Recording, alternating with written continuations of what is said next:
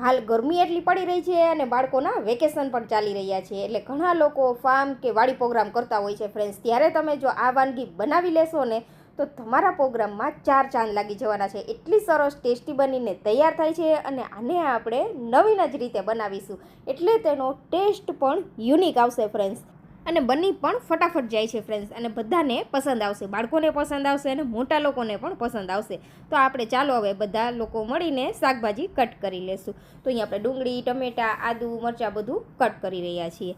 તો અહીંયા ફ્રેન્ડ્સ આપણે લીધી છે મિક્સ દાળ, જેની અંદર આપણે ટોટલ 5 પ્રકારની દાળ લીધી છે, જેમાં ચણાની દાળ, તુવેરની દાળ, મગની દાળ, મસૂર દાળ અને અડદની દાળ.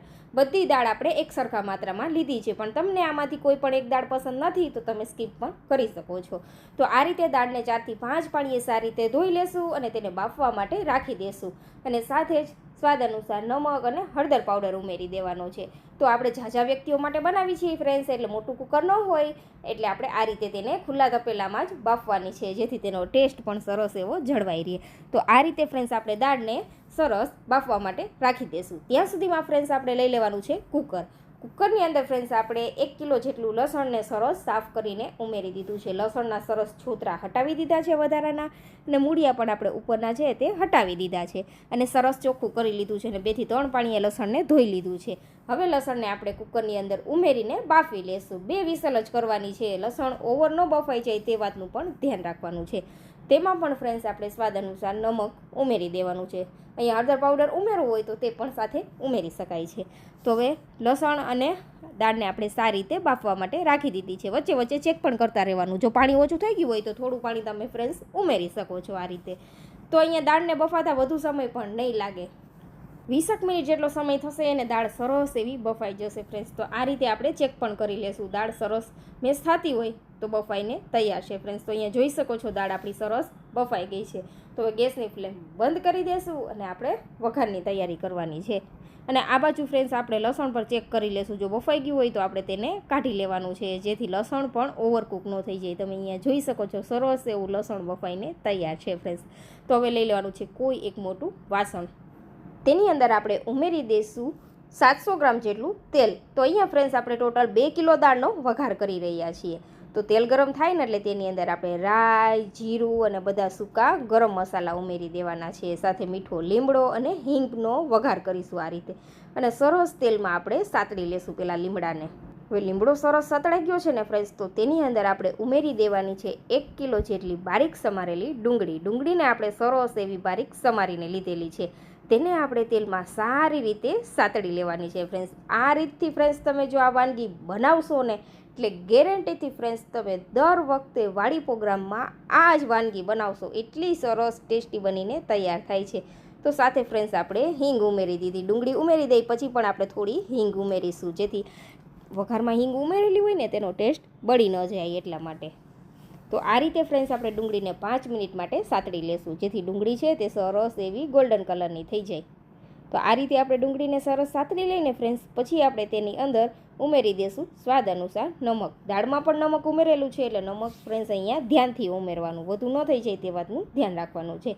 તો આ રીતે સરસ ચલાવતા રહેવાનું અને ડુંગળીને ગોલ્ડન કલરની થાય ત્યાં સુધી થવા દેવાની છે ફ્રેન્ડ્સ. જો ડુંગળીમાં થોડી પણ કચાશ રહી ગઈ ને ફ્રેન્ડ્સ તો તેનો કાચો ટેસ્ટ આવશે, એટલે તેને સાતળવી ખૂબ જરૂરી છે. એટલે થોડી વાર માટે તો તેને સાતળી જ લેવાની. આ રીતે તેલ છૂટું પડી જાય ને પછી તેની અંદર આપણે 1.5 કિલો જેટલા ટમેટાં ઉમેરીશું. 1 કિલો ડુંગળી લીધી છે તેની સામે 1.5 કિલો ટમેટાં લેવાના છે. ટમેટાનું પ્રમાણ થોડું વધારે રાખવાનું છે, જેથી ખૂબ જ સરસ એવો ફ્લેવર આવે.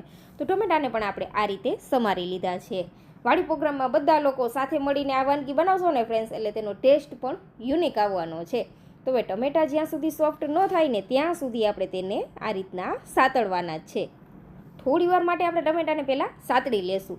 પછી ફ્રેન્ડ્સ આપણે તેની અંદર રૂટીન મસાલા કરવાના છે. સાવ સરળ સિમ્પલ મસાલાથી જ આપણે આ વાનગી બનાવીને તૈયાર કરેલી છે. તો હવે સ્વાદ અનુસાર લાલ મરચું પાવડર ઉમેરી દેવાનું છે. જો બાળકો ખાતા હોય તો માપમાં ઉમેરવાનું. તો આ રીતે ફ્રેન્ડ્સ આપણે થોડું એવું લાલ મરચું પાવડર ઉમેરી દીધું છે અને ફરીથી આપણે મિક્સ કરી દઈશું આ રીતે. તો તમે ફ્રેન્ડ્સ વાડી કે ફાર્મમાં પ્રોગ્રામ કરો ત્યારે તમે કઈ વાનગી બનાવો છો તે પણ કમેન્ટ કરીને જરૂરથી જણાવજો. અત્યારે ઉનાળો ચાલી રહ્યો છે એટલે આપણે ફાર્મમાં વાડી પ્રોગ્રામ માં આવી અલગ અલગ વાનગી બનાવતા હોઈએ છીએ ફ્રેન્ડ્સ, પણ આવી યુનિક વાનગી એકવાર જરૂરથી ટ્રાય કરજો, તમને ખૂબ જ પસંદ આવશે.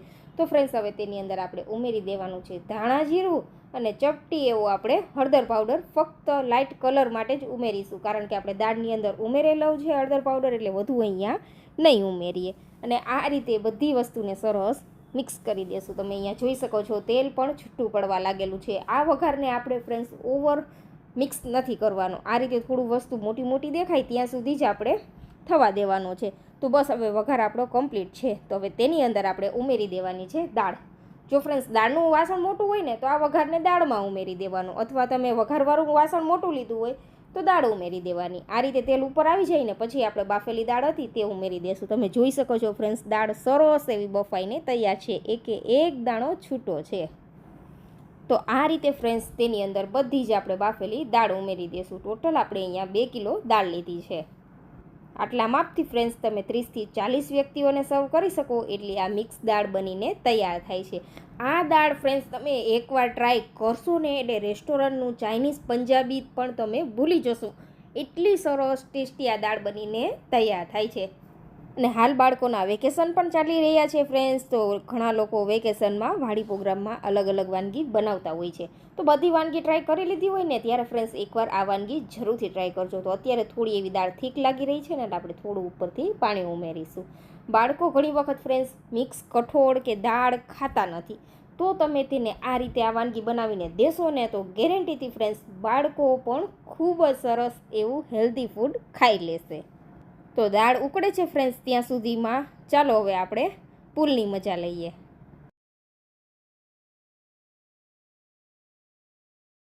તો કોઈ પણ પ્રકારના ગરમ મસાલા કે બીજું વધુ મસાલા ઉમેર્યા વગર ફ્રેન્ડ્સ તૈયાર છે નવી જ રીતે ચટપટી એવી આપણી મિક્સ દાળ.